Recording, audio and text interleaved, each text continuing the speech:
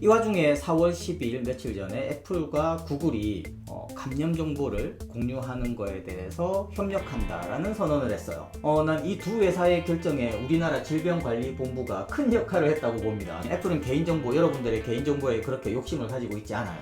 위치 정보는 개인정보인가요? 위치 정보라고 해서 모든 게 다 개인정보에 해당하는 건 아니에요. 애플과 구글이 손을 잡았으니 거의 전 세계 모든 사람들의 접촉 정보를 추적해 나갈 수 있겠다. Hi, sweet. 네, 요즘 코비드19 때문에 굉장히 좀 많이 일상들이 바뀌었죠. 그리고 이제 다시는 예전 일상으로 돌아갈 수 없다라는 말이 나오고 뉴노멀, 새로운 시대에는 어떻게 우리가 생활을 해야 되는가에 대한 이야기까지 나오고 있습니다. 이 와중에 4월 12일 며칠 전에 애플과 구글이 감염 정보를 공유하는 거에 대해서 협력한다라는 선언을 했어요. 이게 단순한 선언이 아니라 기술 회사인 두 회사가 기술 스펙을 함께 개발해 나가는 굉장히 대단한 사건이거든요. 이걸 제가 한번 개발자의 입장에서 정리해 드리도록 하겠습니다. 일단 우린 모두 아이폰 아니면 안드로이드 폰을 씁니다. 거의 대부분의 사람들은요. 그럼 이 두 회사가 거의 전 세계의 접촉자에 대한 정보를 다 파악할 수 있다는 거예요. 난 이 두 회사의 결정에 우리나라 질병관리본부가 큰 역할을 했다고 봅니다. 정말 대단해요. 다른 어떤 나라도 할 수 없는 일들을 하고 있죠. 이건 정말 박수 받아야 돼요. 역학조사를 하는 거에 대해서 저도 자세히는 잘 모르지만 뉴스를 통해서 듣는 얘기들을 보면 거의 탐정 수준이더라고요. 신용카드 정보를 파악하고 그 사람이 어느 시점에 어느 장소에 있었다라는 걸 알고 그 근처에서 신용카드 사용 내역 같은 거를 다 파악하더라고요. 그리고 핸드폰 위치 추적은 평소 때 우리가 알 수는 없지만 이 사람이 이 근처에 있었어 라는 걸 이 통사들은 다 알고 있거든요. 그런 여러 가지 정보들을 다 파악해서 그 당시에 같은 공간에 있었던 사람들에게 위험이 있다라고 자가격리 권유를 하더라고요. 이렇게 우리가 역학조사를 통해서 코비드를 좀 통제할 수 있었던 건 물론 질병관리본부, 그리고 의료계, 그리고 우리나라의 높은 시민 수준 이런 것도 있었지만 환경적으로 볼 때는 우리나라가 신용카드 사용이 굉장히 좀 활성화되어 있고 또 추적이 쉽고 핸드폰 위치 정보라든지 아니면 CCTV 같은 게 곳곳에 설치되어 있는 것도 한몫을 했다고 봅니다. 그리고 결정적으로 우리나라가 인구가 그렇게 많지 않잖아요. 4천만 인구. 이것도 좀 큰 역할을 했다고 봐요. 인구가 너무 많아져 버리면 이걸 일일이 다 통제하기가 너무 어렵거든요. 만약에 그런데 미국 같은 나라가 10억 명이 넘고 땅덩어리도 넓은 그런 국가가 있다면 우리나라처럼 이렇게 코비드를 관리하는 게 가능할까? 중국은? 인도는? 아마도 애플과 구글은 이런 질문을 스스로에게 던져본 것 같아요. 이런 역학조사는 기술이 뒷받침되지 않으면 거의 불가능하거든요. 이 정도 규모의 역학조사는. 우리나라도 보면 자가격리 앱이라는 걸 통해서 역학조사관 한 명이 한 30명을 관리할 수 있다. 그 이상도 관리할 수 있다라고 하잖아요. 그래서 애플과 구글은 기술 회사로서 자기네들의 역할, 자기네들의 의무를 다하기 위해서 무언가 행동을 취해야 되겠다라고 생각을 한 것 같습니다. 자, 먼저 애플과 구글의 보도자료부터 한번 볼까요? 먼저 애플의 보도자료입니다. 네, 참 다행히도 애플은 한글로 된 보도자료를 찾을 수 있었어요. 물론 구글도 이렇게 보도자료를 냈습니다. 네. 그런데 이건 한글을 못 찾았어요. 이거 보면 애플과 구글 순서는 똑같은데요. 약속을 한 것 같아요. 심볼은 애플이 먼저 나오고 구글이 뒤에 나오고 본문에서는 구글이 먼저 나오고 애플이 뒤에 나오는 이런 식으로 약속을 한 것 같아요. 자, 그래서 애플 쪽의 보도자료를 보겠습니다. 애플, 구글과 코비드19 접촉 추적 기술 분야 제휴. 소프트웨어 개발 업체들은 기술적인 도구를 개발해서 보탬이 되고자 한다. 그렇죠. 이런 협업 정신에 입각해서 구글과 애플은 사용자 개인정보 및 보안을 개발의 중심에 두고 개인정보 보안을 개발의 중심에 뒀다는 거예요. 블루투스 기술을 사용해 정부 및 보건당국이 바이러스의 확산을 줄일 수 있도록 돕는 공동의 노력을 발표합니다. 접촉 추적이라는 말이 나와요. 그죠? 접촉 추적이 확산 억제에 도움이 되는 귀중한 도구로 파악하고 있습니다. 이게 우리나라 질병관리본부가 보여준 거죠. 이렇게 할 수 있어 라는 거죠. 애플리케이션 프로그래밍 인터페이스 API라고 나오는데요. 이 API라는 건 함수 세트입니다. 함수를 제공해주면 이제 개발자들이 그 함수를 이용해서 애플리케이션을 만들 수 있거든요.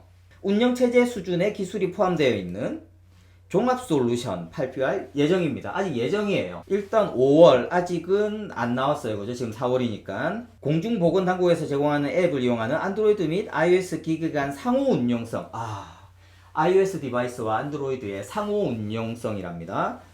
API를 공개할 예정입니다. 이러한 공식 앱들은 공식 앱을 만든다네요. 양사의 앱스토어를 통해서 사용자들이 다운로드, 5월에 앱이 나온다. 그걸 다운로드 받으시면 됩니다, 여러분들은. 그리고 두 번째, 향후 수개월간 접촉 추적 기능을 기본 플랫폼 내에 구성함으로써 포괄적으로 추적을 가능하도록 할 예정입니다. 이건 새로운 기술들이 좀 나오겠네요. 광범위한 생태계와 상호작용. 우리도 뭔가 앱을 만들어서 여기에 도움이 될 수 있을 것 같아요.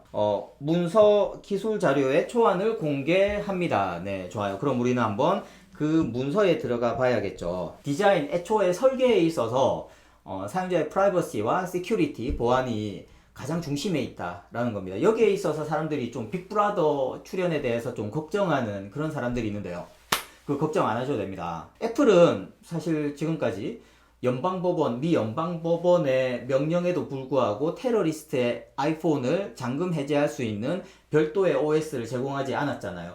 이건 이제 백도어라는 문제인데 뒷문을 열어달라고 그때 요청을 했었거든요. FBI가.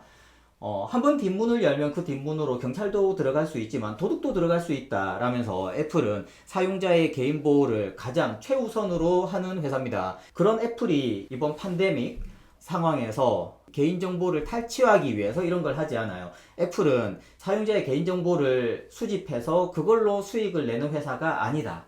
애플은 아이폰을 비싸게 팔고 아이패드를 비싸게 팔고 맥을 비싸게 팔되 그 대신 최고의 가치를 제공해주는 그런 회사이기 때문에 애플은 개인정보, 여러분들의 개인정보에 그렇게 욕심을 가지고 있지 않아요. 그리고 그런 우려는 있을 수 있습니다. 시민단체들은 그런 우려에 대해서 제기를 계속 해야 돼요. 그런 주장이 있을 수 있어요. 하지만 그게 얼마나 힘을 얻을지는 모르겠습니다.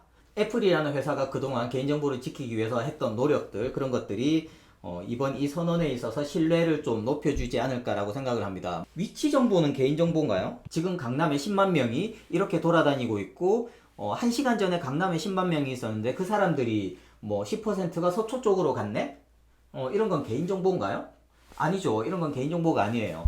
그게 바이트데디의 아이폰이고 바이트데디가 강남에서 서초를 지나서 방배까지 갔어 라고 하면 개인정보예요. 근데 누군가가 특정할 수 없는 어떤 사람이 그렇게 이동을 했다라는 건 개인정보와는 상관이 없습니다. 그래서 위치정보라고 해서 모든 게 다 개인정보에 해당하는 건 아니에요. 그 위치정보와 개인의 어떤 식별자가 묶였을 때 그게 개인정보가 되고 치명적인 게 되거든요. 이런 개인 식별번호는 이 통사는 가지고 있죠. 그래서 경찰은 여기에 요청을 할 수 있습니다. 접촉자 정보는 심지어 위치 정보도 안 가지고 있어요. 물론 위치 정보는 누군가를 통해서 알게 될 수 있죠. 그래서 애플과 구글은 이번 이 컨택트 트레이싱, 접촉자 추적을 통해서 그냥 이제 블루투스만 이용을 해요. GPS를 이용하지 않거든요. 네가 확진자랑 언제쯤에 가까이 있었어. 확진자랑 가까이 있었으니 너도 위험할 수 있어. 한번 검사를 받아봐 라고 하는 그런 역학조사관의 역할을 좀 보완해 주겠다는 거예요. 도와주겠다는 겁니다. 그래서 우리나라 질병관리본부가 보여줬죠. 네, 이 정도 규모에서는 이 정도 의료 시스템을 가지고 있는 국가에서 이렇게 질병을 통제할 수 있어 라는 걸 보여주고 나니 이제 애플과 구글도 우리가 조금만 도와주면 이거 충분히 더 효율적으로 운영할 수 있겠는걸? 이라고 생각을 하고 이렇게 손을 잡고 애플과 구글이 손을 잡았으니 거의 전 세계 모든 사람들의 접촉 정보를 추적해 나갈 수 있겠다라고 해서 백데이터를 제공해 주는 겁니다. 자, 그러면 약간만 더 기술적으로 들어가 보도록 하겠습니다. 아무래도 전 개발자니까요. 이런 데 좀 관심을 가질 수밖에 없죠. 자, 먼저 접촉자 추적 조사입니다. 컨택트 트레이싱. 아직까지 프리리미너리 문서이기 때문에 수정이라든지 확장 금지. 네, 아직은 손대지 마라. 여기 보면 굉장히 재밌는 말이 나옵니다. Privacy Preserving Bluetooth Protocol. 이건 프로토콜에 대한 거예요. 통신 규약이죠. 그래서 보안을 유지하는 블루투스 통신 규약입니다. 실제 바이러스를 가지고 있는 사람으로 밝혀진 확진이 된 그런 사람과의 접촉 정보를 제공해 준다는 거고요. 이 아래쪽에 보면 뭔가 기술적인 스펙들도 막 나옵니다. 이 부분도 뭔가 통신과 관련한 작업을 하시는 분이라면 한번 관심 있게 지켜볼 만한 어드버타이징 비헤이비어가 있어요. 내가 나를 어드버타이징, 나를 알리는 거죠. 내가 여기에 있어 라고 알리는 겁니다. 누군가 주변에 있는 사람들의 폰에다가. 그리고 스캐닝 비헤이비어가 있어요. 내 주변에는 또 누가 있는지를 찾는 거죠. 그래서 어드버타이징과 스캐닝 이 두 가지가 함께 동작을 하고 있다. 그렇죠. 컨택트 트레이싱의 크립토그래피 스페시피케이션 5페이지에 재밌는 그림이 나옵니다. 한번 볼까요? 자, 먼저 트레이싱 키라는 게 나와요. 그리고 데일리 트레이싱 키, 그리고 롤링 프락시미티 아이덴티파이어 요 세 가지가 나오는데요. 이 세 가지는 먼저 트레이싱 키는 유니크 for 유저, 사용자별로 어떤 키 하나가 발급이 된다는 겁니다. 그리고 그 트레이싱 키가 데일리, 매일마다 갱신되는, 매일매일 갱신되는 그런 데일리 트레이싱 키가 나오고요. 그리고 롤링 프락시미티 아이덴티파이어는 이건 한 15분에 한 번씩 갱신되는 아이덴티파이어예요. 중간에 누군가가 이걸 탈취해서 뭔가 나쁜 일에 쓰려고 해도 15분마다 갱신이 되어버리는 거예요. 그리고 매일매일 또 갱신이 되고 내가 브로드캐스팅한 그런 아이덴티파이어를 수집한, 스캐닝한 사람이 확진이 되었을 때 나에게 알려주는 겁니다. 너 어쩌면 접촉했을 수 있어. 그러니까 한번 검사를 받아보고 자가격리에 들어가는 게 좋을 거야 라고 알려주는 그런 용도로 사용을 하는 거죠. 프레임워크 더큐멘트입니다. 프레임워크, 우리에게 뭔가 함수 세트를 준다고 그랬죠. 그래서 우리가 직접 앱을 만들 수 있도록 질병관리본부 같은 그런 보건당국이 먼저 이걸 활용해서 각 국가에 맞는 그런 앱을 쓰겠죠. 에펙티드 유저랑 익스포즈드 유저가 있어요. 에펙티드 유저는 이건 양성 반응을 얻은 사람입니다.